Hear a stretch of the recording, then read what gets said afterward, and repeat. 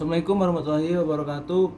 Perkenalkan, nama saya Muhammad Ihsan Al-Munawar, NPM 1961 2012 28. Di sini saya akan menjelaskan materi tentang upaya meningkatkan kualitas sumber daya manusia melalui interaksi positif dengan lingkungan. Yang pertama yaitu pendahuluan. Lalu kita next aja ya.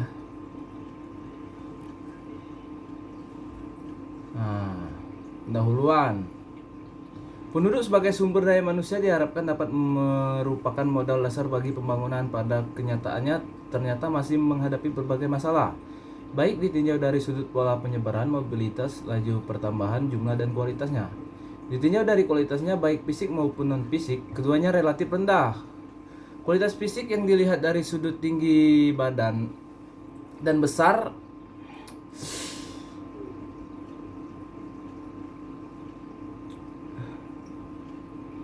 sudut pandang dan besar tubuh serta derajat kesehatan yang diukur dari panjang harapan hidup. Saat ini rata-rata 62 tahun, relatif masih rendah. Sedangkan ditinjau dari sudut kualitas non fisik, seperti tingkat pendidikan masih sekitar 78%. Anonim 1992. Dari angkatan kerja hanya mempunyai pendidikan dasar atau kurang. Pembangunan Indonesia adalah untuk menghasilkan manusia Indonesia seutuhnya. Tersirat di dalamnya adalah upaya.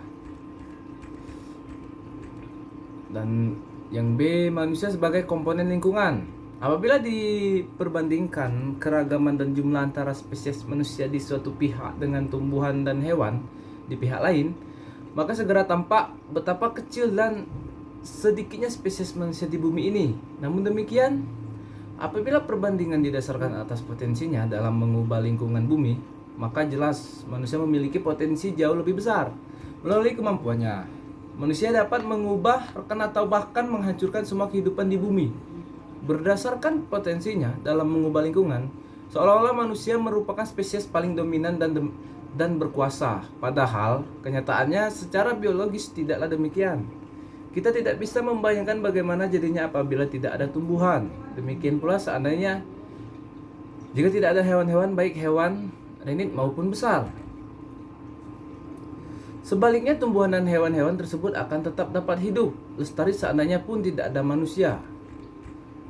Sesungguhnya manusia yang memerlukan kehadiran mereka, tumbuhan dan hewan, dan bukan sebaliknya. Jadi melihat kenyataan tersebut, maka secara biologis manusia memiliki kedudukan yang lemah. Sekarang ini semua sadar bahwa manusia adalah bagian dari alam, tidak berada di luarnya, tidak datang ke bumi sebagai makhluk tertinggi untuk mengeksploitasi alam untuk kepentingannya tanpa batas.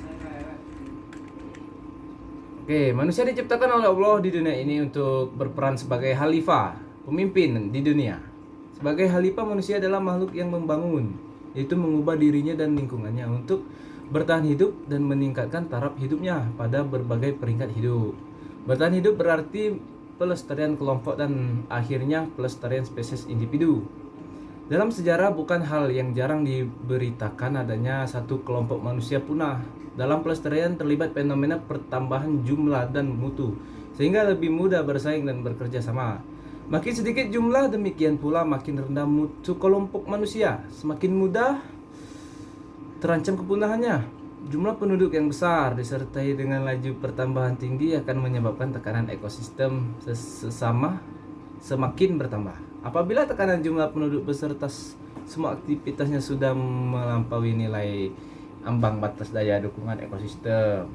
Pengertian nilai ambang batas adalah suatu ukuran atau kriteria tentang biotik, abiotik dan sosial budaya di mana seharusnya manusia tidak boleh melakukan perubahan melebihi kriteria tersebut.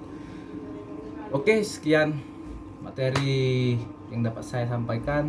Assalamualaikum warahmatullahi wabarakatuh.